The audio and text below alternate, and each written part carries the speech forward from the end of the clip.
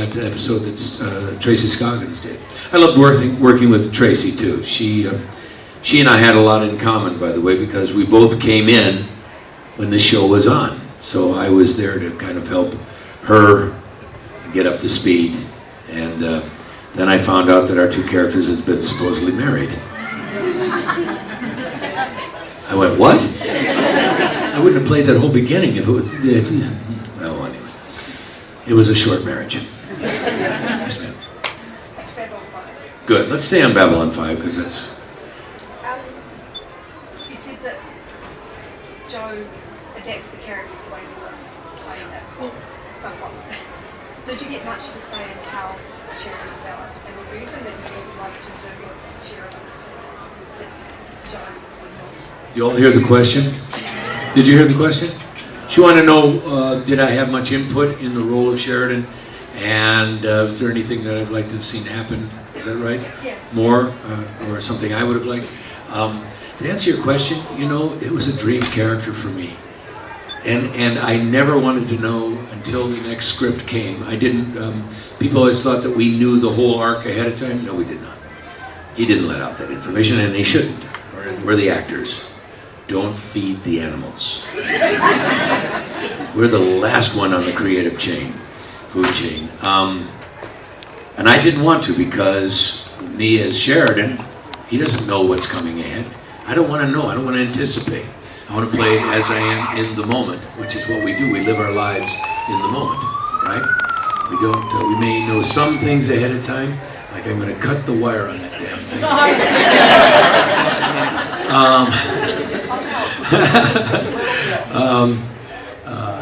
Anyway, it was a dream role. I got to do so many things. I don't know what I could have thought for him to do. I mean, I can't think of a better death scene because it was a beautiful scene to play. I can't think of, I don't know what else. You had 2 shots of it. What's that? You had 2 shots of it, did you say? Yes, yes I did. Yes I did. Yes I did. And, way back there. Sir.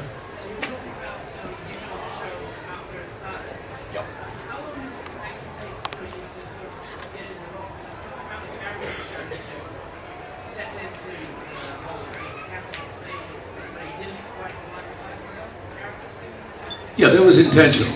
I was a starship captain, and this was a space station.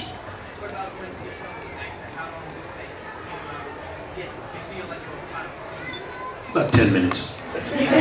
No, I'm just kidding. I'm just kidding. About that first episode, and I think I was there. My problem was I was replacing Michael, and in the people that were onto the show immediately, there was a lot of people very upset. And so my cantankerous self would have said, "Well, fuck you." Anyway, no, I knew that it was my duty to try to win them over. I had to convince Warner Brothers that they made the right decision, and Joe. I think Joe was. I'm not so sure. I don't know if he was so sure. But it's those kind of things are done by a committee. Yeah, it's not just one person casting. It's who was acceptable to the studios and so on and so forth. And so I felt I had to kind of measure up in a way. And it took me about that first episode to really find my feet. And then I was off and running. Like I said, material was so good, so fun. So, yeah.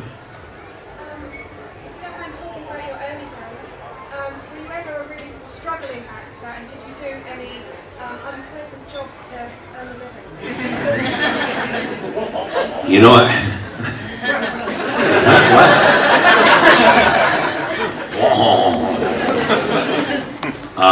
You know what? I had the greatest fortune of once I started acting. I have been an actor all my life since I was about 19 years old, professionally.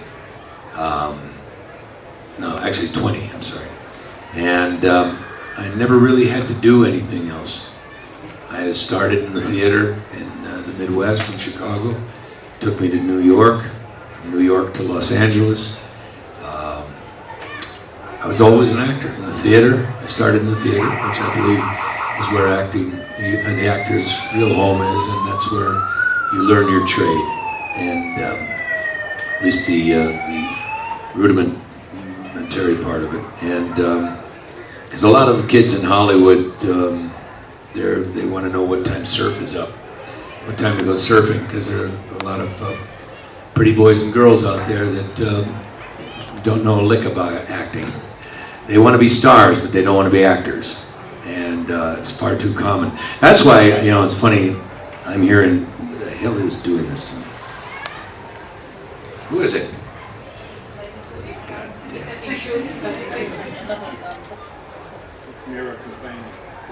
How are, this is my British girlfriend. How are the Kiwi fans? Are you a star? Oh, I'm going to give her a riddle.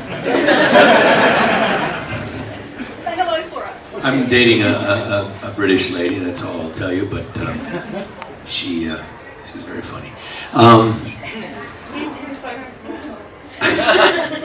I should take a photo of all of you and I'll text her.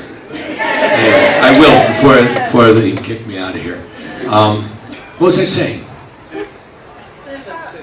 No, I never really had to. I always had the great fortune of working, and when I got out to Hollywood in 1973, I started doing acting classes that got me around all the young actors. I was in class with, oh my God, Tom Selleck, Robert Urich,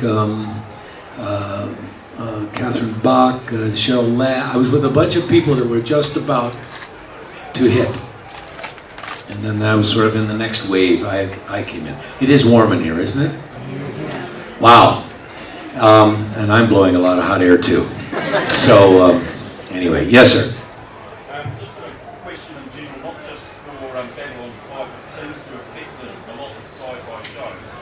Babylon 5 overall, Jamie got what he wanted to do, but he still had what other things to network meddling, and then Babylon Crusade never really got to start off because you had the executives interfering. What is it about sci-fi shows where, even now, they've had pretty good ones like Firefly, Gold House, all kinds of good concepts that I've felt, yet for some reason, people right at the top of the executives seem to be like literally stupid. No, they think this is stupid. Science fiction is childish. It's for nerds. Come on. And they're the cool people. They're not. No, but I think that is changing. I think it's changing a great deal because, listen, when a Batman movie was up for Best Picture of the Year, that's astounding. Absolutely astounding. Chris Nolan's Dark Knight, right? And so it's coming along. I mean, the generation that now grew up with science fiction and not just, atomic ants and things like that, has grown up and now they're in the positions of being major filmmakers and producers and studio heads. I think you're seeing a lot more respect for it now. That's the big productions now are generally fantasy or sci-fi of some sort, or comic like the Avengers. Even comics have come into their own. It's, in a way that isn't such a geekish type of thing. They're very mainstream now, so I think that's changing. But you're right, it was. I mean, back in the 90s, that sounds like so long ago. It was, like I said, it was all space shows. It was mainly the Star Trek spin-offs. Our show, that little space station that could.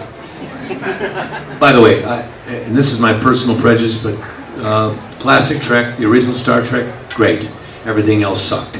And then there was our show. That's just my opinion. I guess, what's the bald guy's name? Jean-Luc Picard.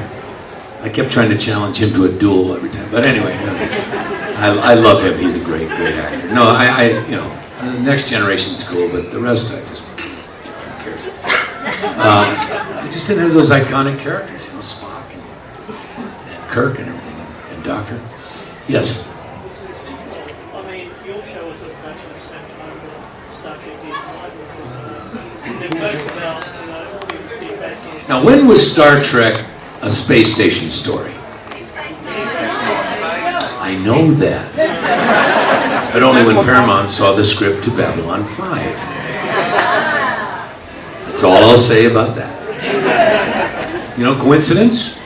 Wasn't Star Trek always the Enterprise was going to frontiers? And every one of them did, except one. Strangely enough, it came on just before, didn't it? Wasn't it just before Babylon 5? Yes, put it together, okay? Yeah. Because they had Babylon 5 for a while. They didn't do anything with it. And he took it and went over to Warner Brothers. And suddenly they had a space station with these cauliflower characters. And what the hell? Oh, Ferengis, I'm sorry. Yeah. Yes, sir? Two things. Yes. Love the t-shirt. Thank you. I love the t-shirt. And the other thing, how did you... Now, going away from Babylon 5, everybody's going to throw something at me. You're wrong as General Longstreet for Gods and Generals. How did you prepare for that? I knew Ron Maxwell, the director and the writer, very, very well. He was a neighbor of mine in the community we lived. I used to ride my horse up into his backyard and scream at his back door, "Why are they in your Civil War movies?" And threatened to ride my horse right into his house.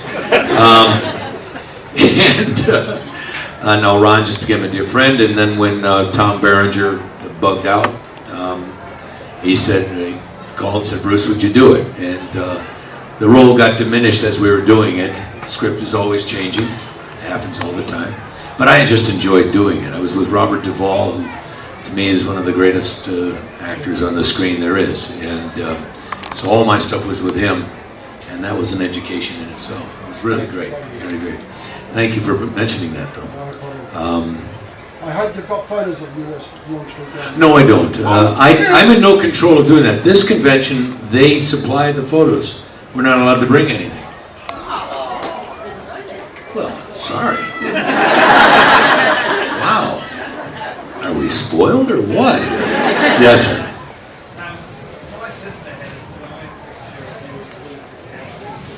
Uh-huh. Yeah. Did you do obscene things to it? Did you? Very large, huh? The real question though is about in Babylon 5, did you ever think that there was a possibility they might kill you off? That was the wonderful thing about that, yes. Because when you're in the hole, I actually